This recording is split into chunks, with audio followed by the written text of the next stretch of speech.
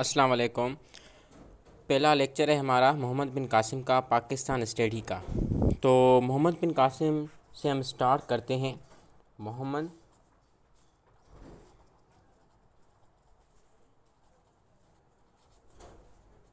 बिन कासिम।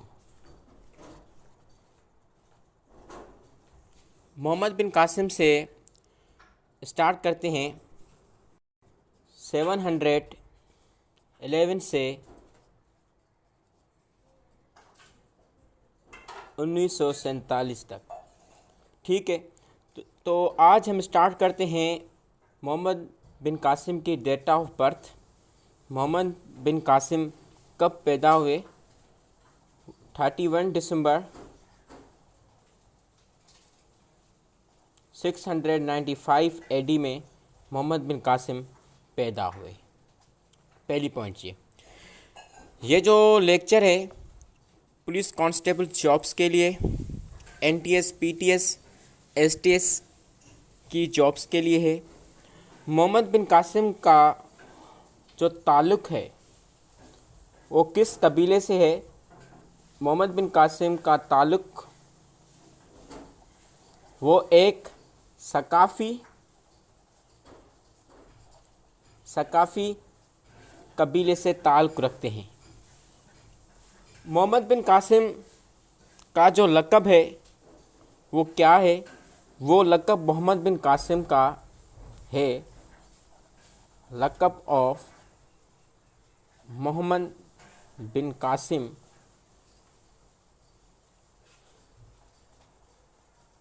इमदाद दीन। इमदाद दीन मोहम्मद बिन कासिम का लक़ब है। मोहम्मद बिन कासिम जो उस वक्त का बादशाह राजा दहर था उससे इसने फ़ाइट की थी। मोहम्मद बिन कासिम ने शिकस्त दी थी। किसको? मोहम्मद बिन कासिम शिकस्त दी थी राजा दहर को। राजा दहर किस सन में?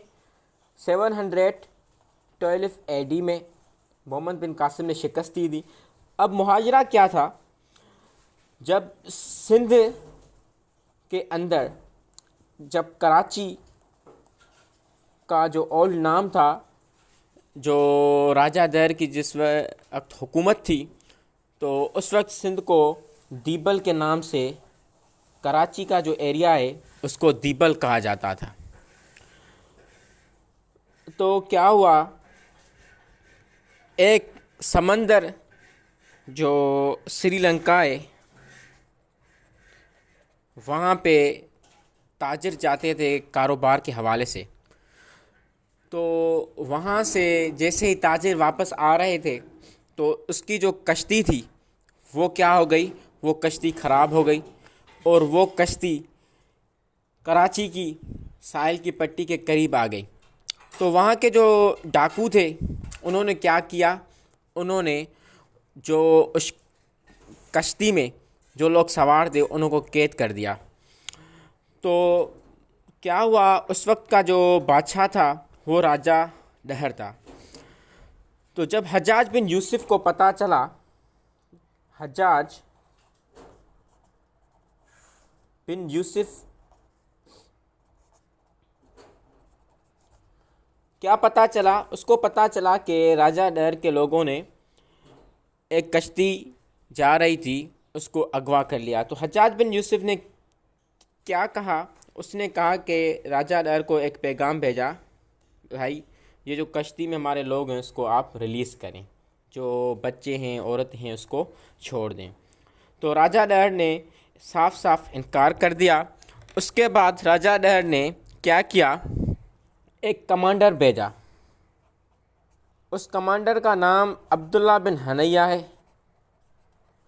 अब्दुल्ला बिन हनैया। अब्दुल्ला बिन हनैया वहाँ गया और लड़ा। हज्जाज बिन यूसुफ उस वक्त कमांडर था। किससे? अब्दुल्ला बिन हनैया लड़ा राजा दहर से। तो क्या हो गया? अब्दुल्ला बिन हनैया की डेथ हो गई। उसकी डेथ के बाद क्या हुआ,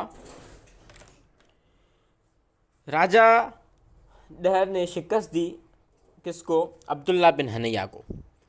तो मोहम्मद बिन कासिम को हज्जाज बिन यूसुफ ने भेजा, कहाँ पे, दीबल की एरिया पे। दीबल मैंने बताया कि ओल्ड नेम है किसका, कराची का। मोहम्मद बिन कासिम वहाँ पे आया।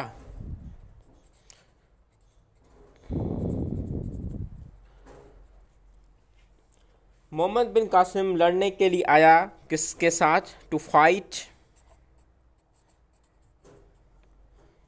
राजा डर। उसके पहले जो अब्दुल्ला बिन हनैया गया था वो क्या हो गया, मार दिया गया उसको। अब रिलेशन जो था, वो रिलेशन क्या है, राजा डहर उस वक्त मैंने कहा कराची का बादशाह था। तो रिलेशन आप देखें, मोहम्मद बिन कासिम का रिलेशन जो हज्जाज बिन यूसुफ के साथ क्या है। मोहम्मद बिन कासिम हज्जाज बिन का निफ़ी, भतीजा और सन इन लॉ।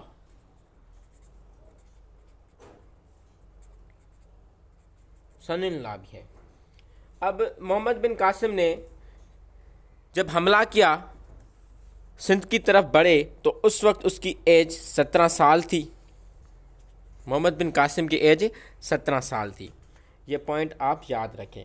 मोहम्मद बिन कासिम ने जो अटैक किया अपनी आर्मी के साथ, तो उस वक्त जो मोहम्मद बिन कासिम की आर्मी की स्ट्रेंथ थी वो कितनी थी, स्ट्रेंथ ऑफ आर्मी कितनी थी, मोहम्मद बिन कासिम की आर्मी 12,000 के लगभग थी।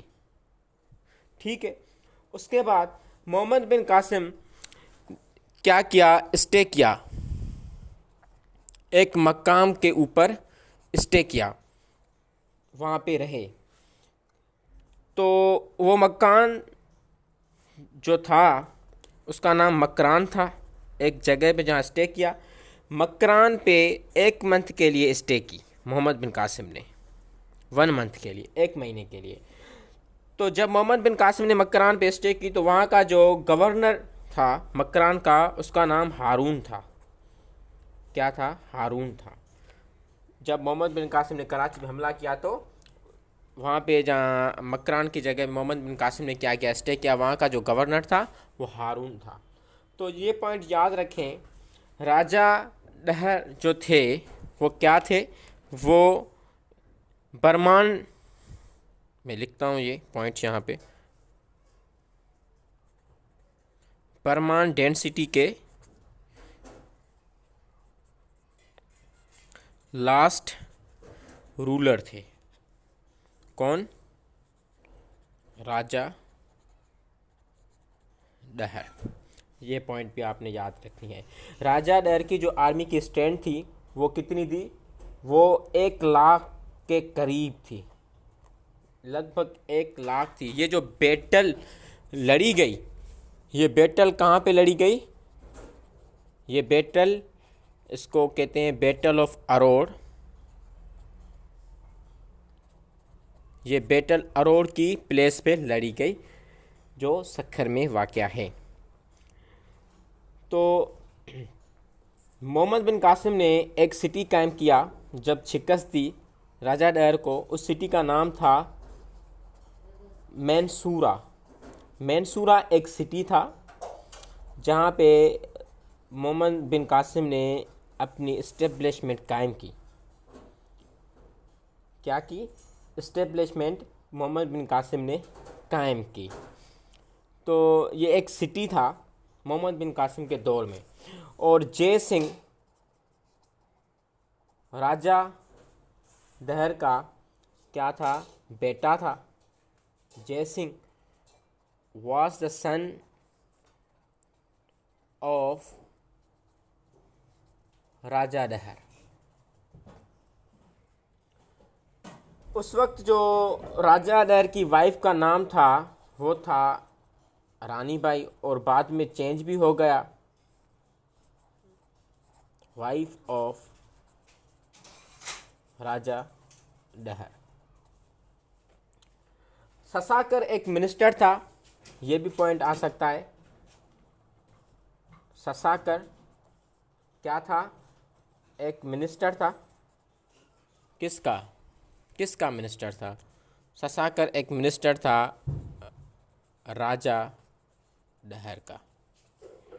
ये भी पॉइंट हो सकता है। उसके बाद मोहम्मद बिन कासिम ने क्या किया? मोहम्मद बिन कासिम ने आफ्टर कैप्चरिंग, किसको कैप्चर किया? अलूर को। अलूर या अरोड़ को कैप्चर करके फतेह करने के बाद मोहम्मद बिन कासिम ने मुल्तान को फतेह किया। क्या किया?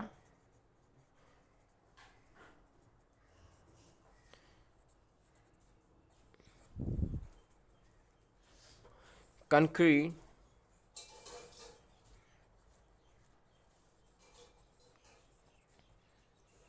मुल्तान, मुल्तान को फतह किया।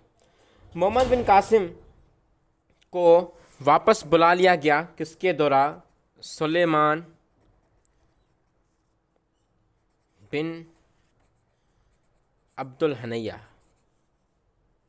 अब्दुल मलिक, इसके द्वारा मोहम्मद बिन कासिम को वापस बुला लिया गया था।